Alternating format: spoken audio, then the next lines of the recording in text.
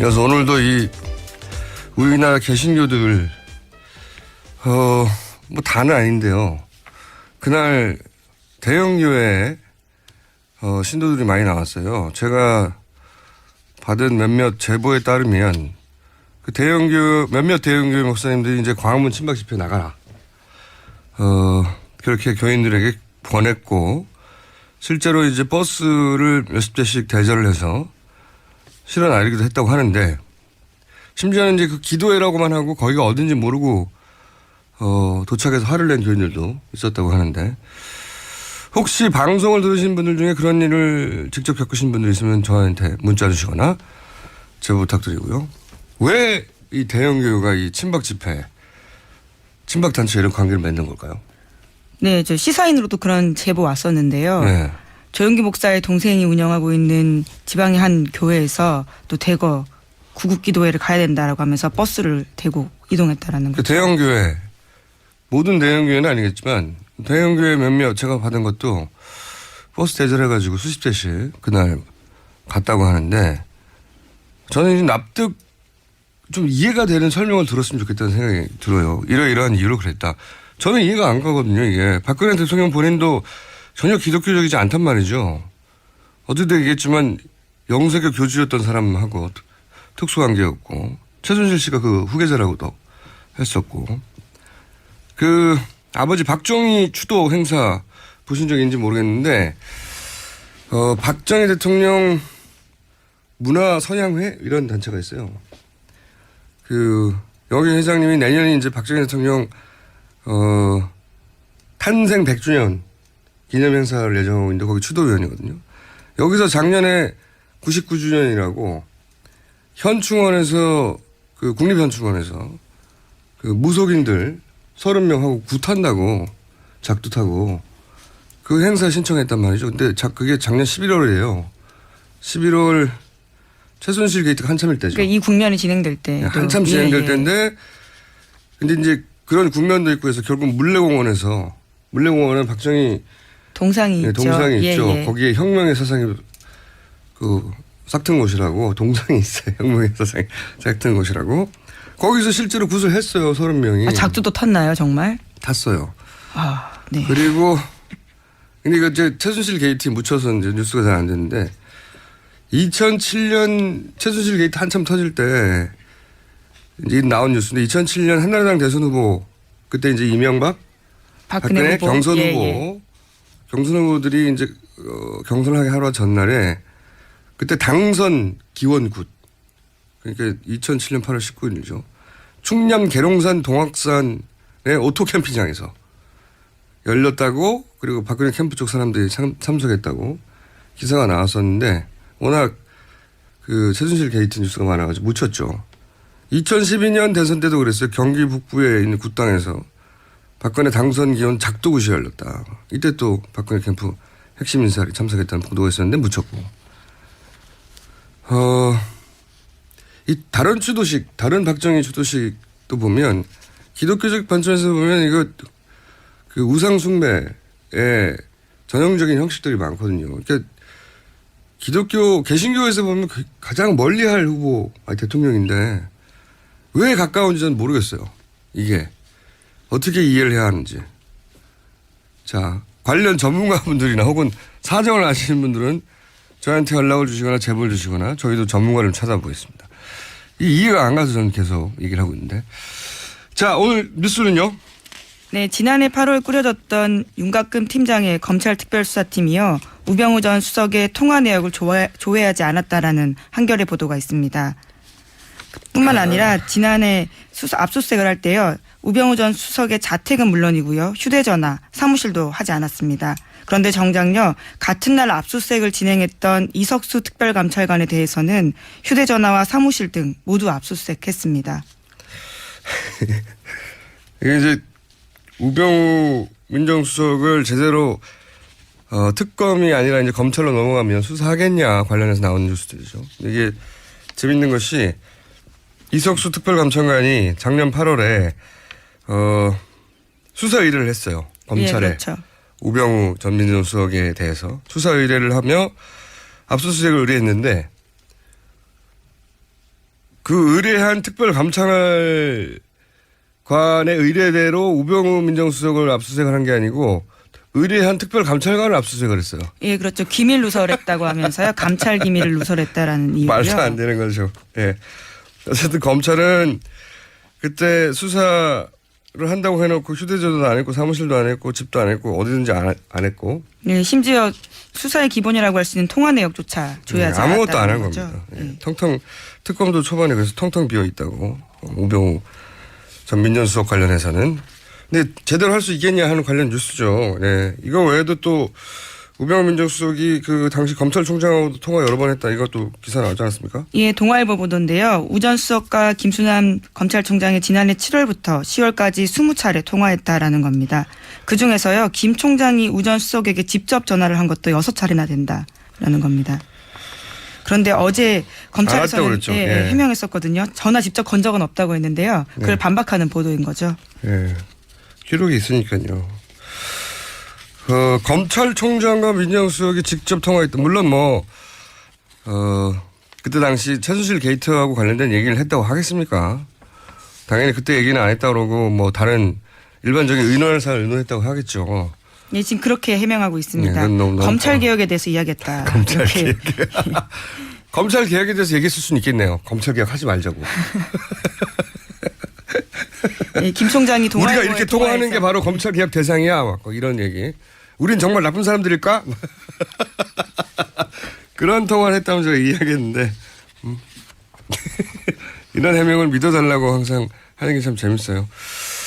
이것뿐만 아니고 검찰총장과 그 정도 했으면 그 밑에 담당자들하고 얼마 많이 했겠어요. 네, 관련 보도도 나왔는데요. 한겨레 뉴스 보도에 따르면 안태근 법무부 검찰국장이 지난해 7월부터 10월 그러니까 3개월 동안요. 우 전 수석 쪽과 1000차례 넘게 통화했다라는 겁니다. 천여 차례. 예. 3개월 동안. 그러니까 이거는- 하루에 10통 넘는 거죠. 그렇죠. 이건 깨어있는 동안 밥 먹고 잠시 다른 일 하는 거 빼고는 거의 1시간에 한 번씩 하는 건데 이건 상사병 상태거든요. 이거는. 하루 1시간씩 매일 휴일도 없이 계속 이 통계치를 따르면 휴일도 없이 계속 했다. 예, 그렇죠. 놀랍습니다. 예. 이럴 때 막 시상도 떠오르고 그러는데 예, 박근혜 대통령과 최순실 씨 기록을 깨는 겁니다. 6개월 동안 570통이었는데요. 여기는 3개월 동안 1000통입니다. 총장님하고는 개혁에 대해서 얘기한 거죠. 예. 우리가 잘못하는 걸까? 그리고 밑에 사람들한테는 시상이 떠올랐나 보죠. 예, 문구를 다듬고 그랬을지 않았을까. 이게 게이트 초반부터 본인이 관둘 때까지 10월 20며칠인가 관뒀을 거예요. 민정수석이. 네, 그때까지 1000통 해달라는 거예요. 1000통 이상. 이야, 대단하네요. 네, 우 전 수석과 윤장석 민정비서관 합쳐서이긴 한데요. 네. 우 전 수석 쪽입니다. 사랑도 병인양하여 수준인데. 자, 그러니까 과연 그 검찰이 지금 다시 돌려받아서 수사를 제대로 하겠느냐 하는 우려가 나오고 해서 저희가 잠시 후 2부에서 이 문제 검찰 출신 국회의원 한 분 연결해서 짚어보기로 하고요. 자, 다음 뉴스는요. 네, 뿐만 아니라 세월호 수사팀 관계자한테도요. 당시 2014년에 검찰총장이 해경수사 담당했던 광주지검장에게 전화 걸어서 수사팀 해체하라 이런 이야기를 했다라는 진술을 특검이 확보했다라는 겁니다. 이거는 전 총장이겠네요. 예, 김진태 전 총장요. 네, 그러니까 이게 한마디로 말해서 청와대가 검찰총장에게 전화해서 자신들이 원하는 방향으로 검찰 수사를 좌지우지했다. 이런 게 계속 나오는 건데 그게 이제 세월호 때도 그랬다. 예. 네, 심지어 총장이 직접 연락을 했다라는 거죠. 압력을 넣었다. 초반에 이 뉴스가 나올 때는 우병우 전 민정수석이 그 수사팀장한테 전화해가지고 해경 1, 2, 3정 있죠. 그 네네. 탈출하라는 방송을 안 했던 걸로 세월호에 가장 먼저 도착했던 해경 1, 2, 3정. 예, 현장 구조 책임자였죠. 네, 김경일 경정이었던가요? 예, 맞습니다. 김경일 경정을 구속 수사해야 한다고 이 광주지검에서 구속영장 치려고 했더니 민정수석이 전화해서 구속영장 치지 말라고 했다. 예, 또는 민정수석실에서요. 압력을 네. 넣었다라는 거죠. 압수수색도 하지 말라고 했다 하는 등등의 보도가 나왔는데 오늘은 이제 검찰총장이 직접 전화를 했다. 지검장에게. 예, 각각 총장은 지검장한테 전화하고 민정수석은 팀장한테 전화를 한 거네요. 네, 그렇죠. 예, 그래서 총장은 아예 해경 수사팀을 해체하라고. 네, 수사를 도와주지도 못할 망정 방해한 겁니다. 그때 이제 지방선거가 있어가지고 해경을 수사하면 그게 이제 정부의 책임이 되니까 그런 인식이 퍼질까봐 아예 수사를 못하겠다. 이런 게 전부 다 과연 현 검찰이 특검이 아니라 이 게이트를 수사하면 제대로 하겠느냐는 걱정과 연결된 거죠, 다. 네.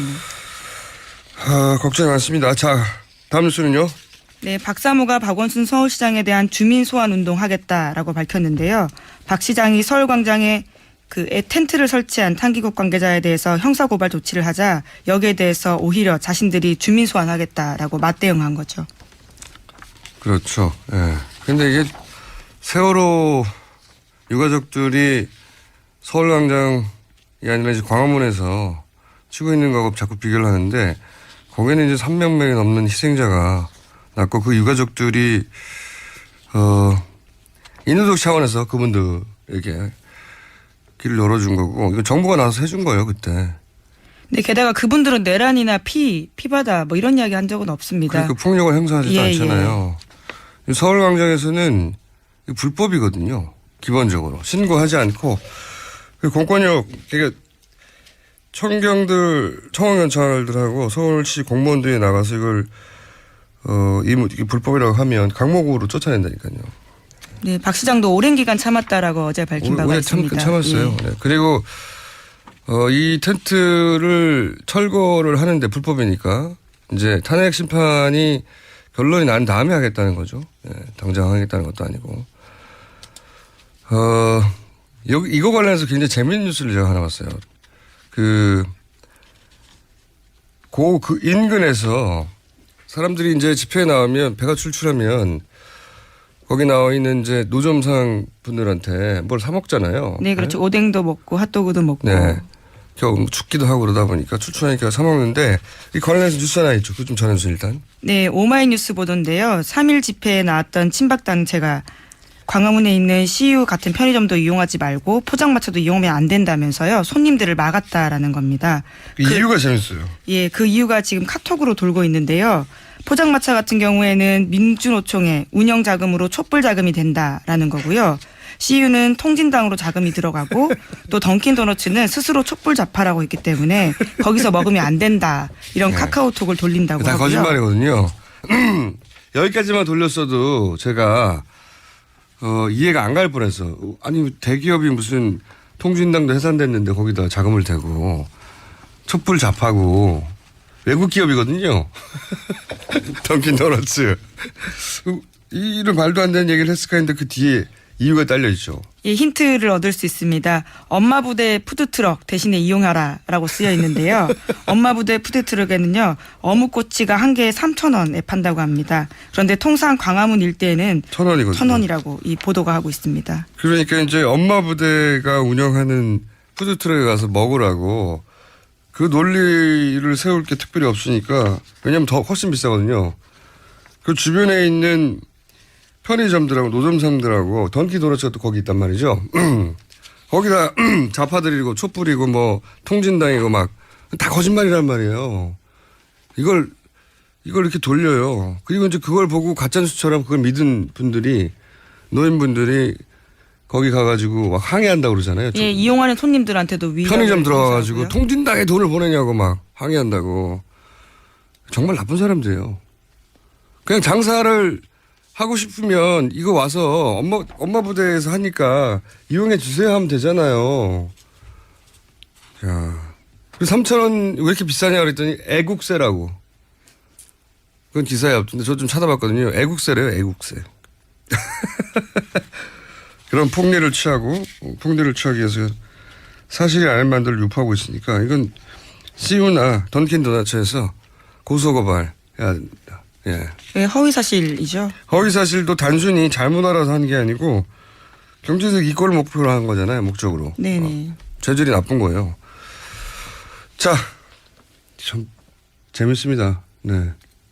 이렇게도 장사를 하네요. 다음 뉴스는요. 네, TV조선 보도인데요. 장시호 씨 발언으로서 보도한 겁니다.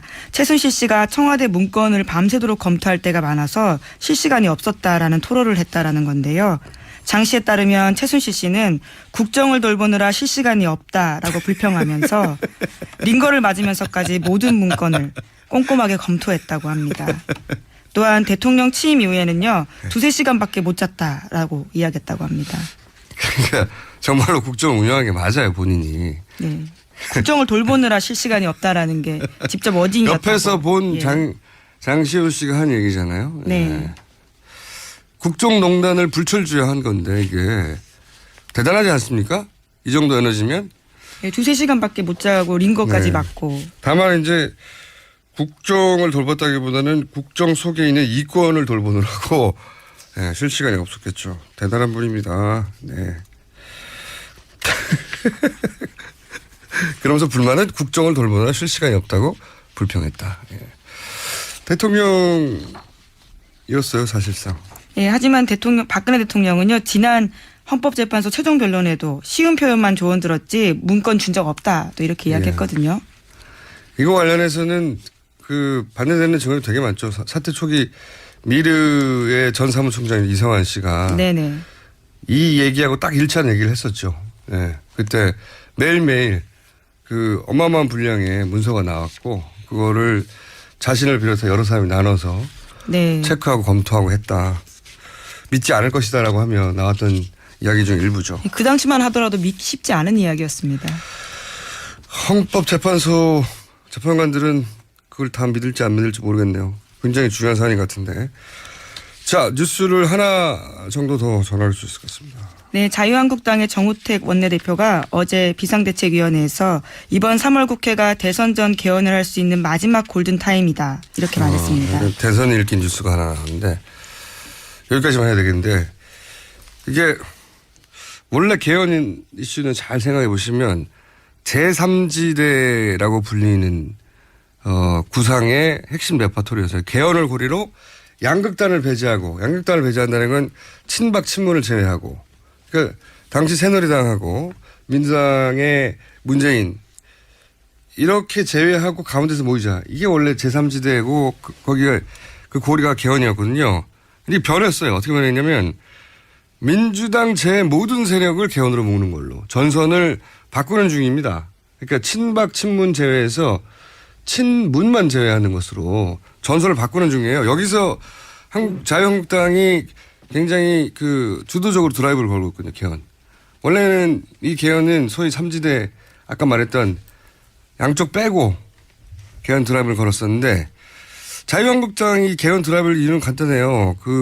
그쪽에서 베스트 시나리오는 탄핵이 기각되고 그걸 원한다고 그렇게 된다는 게 아니라 이제 그쪽의 시나리오를 따지자면 그다음에 이제 정치적 참여를 받는 거잖아요, 자기들은. 그러면 자유한국당, 바른당, 국민의당 이렇게 개헌 전선을 만들어서 왜냐하면 지금 민주당 후보 지지세가 워낙 강하니까 민주당 후보 대 나머지 전체의 전선을 만들려고 거기 그 흐름을 이제 자유한국당이 주도하고 있는 거죠. 문제는 이제 민주당 제외하고 또 개헌선이 200석이거든요. 네, 그렇죠.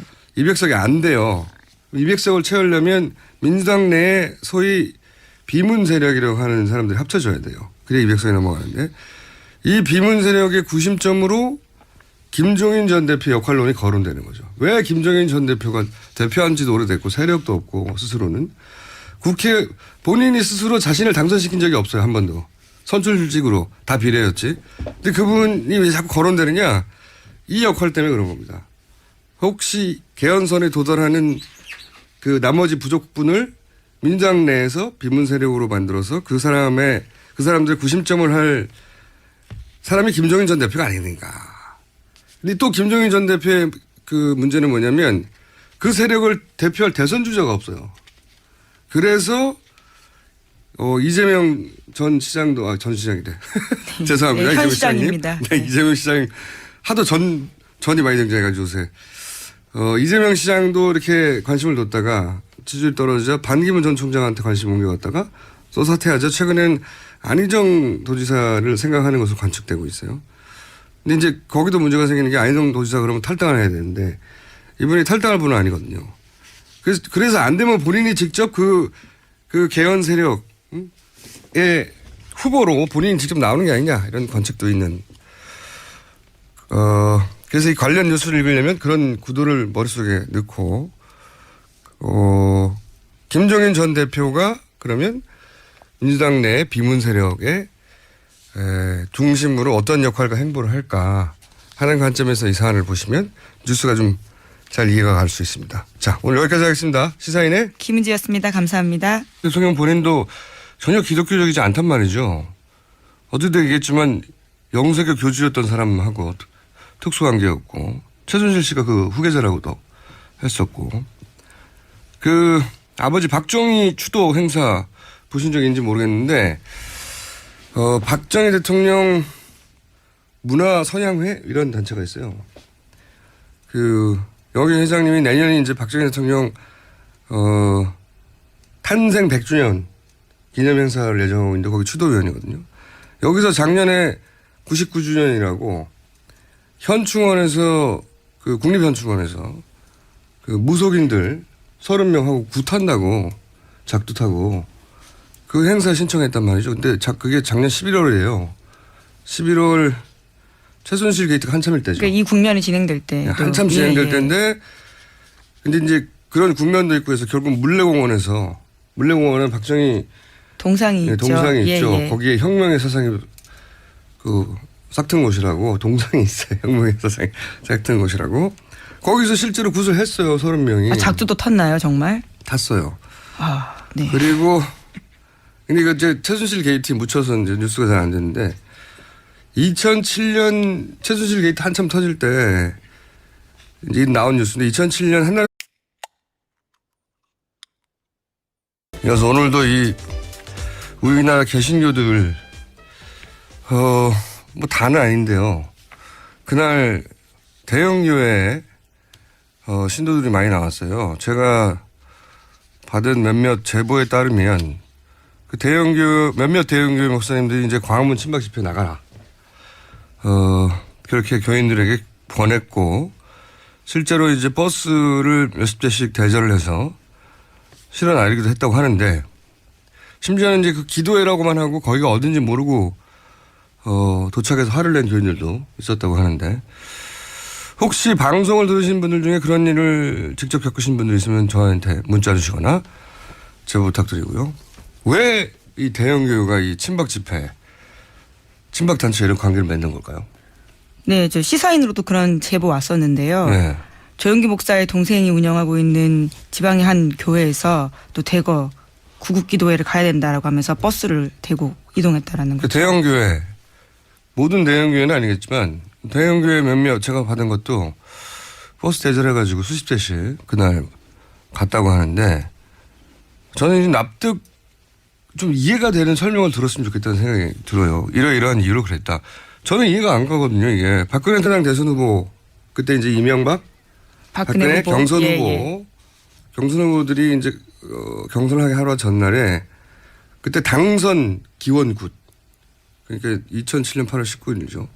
충남 계룡산 동학산의 오토 캠핑장에서 열렸다고, 그리고 박근혜 캠프 쪽 사람들이 참석했다고 기사가 나왔었는데, 워낙 최순실 게이트 뉴스가 많아가지고 묻혔죠. 2012년 대선 때도 그랬어요. 경기 북부에 있는 굿당에서 박근혜 당선 기원 작두굿이 열렸다. 이때 또 박근혜 캠프 핵심 인사들이 참석했다는 보도가 있었는데 묻혔고. 이 다른 추도식, 다른 박정희 추도식도 보면, 기독교적 관점에서 보면 이거 우상 숭배의 전형적인 형식들이 많거든요. 그러니까 기독교 개신교에서 보면 가장 멀리할 후보 대통령인데 왜 가까운지 저는 모르겠어요. 이게 어떻게 이해를 해야 하는지. 자, 관련 전문가분들이나 혹은 사정을 아시는 분들은 저한테 연락을 주시거나 제보를 주시거나 저희도 전문가를 찾아보겠습니다. 이 이해가 안 가서 저는 계속 얘기를 하고 있는데. 자, 오늘 뉴스는요. 네, 지난해 8월 꾸려졌던 윤곽금 팀장의 검찰 특별수사팀이요. 우병우 전 수석의 통화 내역을 조회하지 않았다라는 한겨레 보도가 있습니다. 그 당시 검찰총장하고도 통화 여러 번 했다. 이것도 기사 나오지 않았습니까? 예, 동아일보 보도인데요. 우 전 수석과 김수남 검찰총장이 지난해 7월부터 10월까지 20차례 통화했다라는 겁니다. 그중에서요. 김 총장이 우 전 수석에게 직접 전화를 한 것도 6차례나 된다라는 겁니다. 그런데 어제 검찰에서는 그랬죠. 예. 해명했었거든요. 전화 직접 건 적은 없다고 했는데요. 그걸 네. 반박하는 보도인 거죠. 예. 기록이 있으니까요. 검찰총장과 민정수석이 직접 통화했다. 물론 그때 당시 최순실 게이트하고 관련된 얘기를 했다고 하겠습니까? 당연히 그때 얘기는 안 했다고 그러고 다른 일반적인 의논할 사안을 의논했다고 하겠죠. 예, 지금 그렇게 해명하고 있습니다. 네, 너무 검찰 개혁에 대해서 이야기했다. 검찰 개혁. 검찰 개혁에 대해서 얘기했을 수는 있겠네요. 검찰 개혁 하지 말자고. 예, 김 총장이 동아일보에 우리가 이렇게 통화하는 게 바로 검찰 개혁 대상이야. 막 이런 얘기. 우린 정말 나쁜 사람들일까? 그런 통화를 했다면 제가 이야기했는데 이런 해명을 믿어달라고 항상 하는 게 참 재밌어요. 이것뿐만 아니고 검찰총장과 그 정도 했으면 그 밑에 담당자들하고 얼마 많이 했겠어요. 네, 관련 보도도 나왔는데요. 한겨레 뉴스 보도에 따르면 안태근 법무부 검찰국장이 지난해 7월부터 10월 그러니까 3개월 동안요. 우 전 수석 쪽과 1000차례 뿐만 아니라 지난해 압수수색을 할 때요. 우병우 전 수석의 자택은 물론이고요. 휴대전화, 사무실도 하지 않았습니다. 그런데 정작요. 같은 날 압수수색을 진행했던 이석수 특별감찰관에 대해서는 휴대전화와 사무실 등 모두 압수수색했습니다. 이게 이제 우병우 민정수석을 제대로 특검이 아니라 이제 검찰로 넘어가면 수사하겠냐 관련해서 나오는 뉴스들이죠. 이게 재밌는 것이 이석수 특별감찰관이 작년 8월에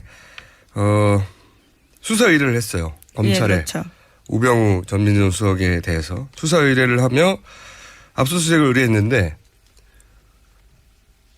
그 의뢰한 특별감찰관의 의뢰대로 우병우 민정수석을 압수수색을 한 게 아니고 의뢰한 특별감찰관을 압수수색을 했어요. 예, 그렇죠. 기밀 누설했다고 하면서요. 감찰 기밀을 누설했다라는 이유고요. 말도 안 되는 거죠. 예. 어쨌든 검찰은 그때 수사를 한다고 해놓고 휴대전화도 안 했고 사무실도 안 했고 집도 안 했고 어디든지 안 했고. 예, 심지어 수사의 기본이라고 할 수 있는 통화 내역조차 조회하지 않았다는 아무것도 안 한 거죠. 겁니다. 예. 예. 텅텅 특검도 초반에 그래서 텅텅 비어 있다고 우병우 전 민정수석 관련해서는. 근데 제대로 할 수 있겠냐 하는 관련 뉴스죠. 네. 이거 외에도 또 우병우 민정수석이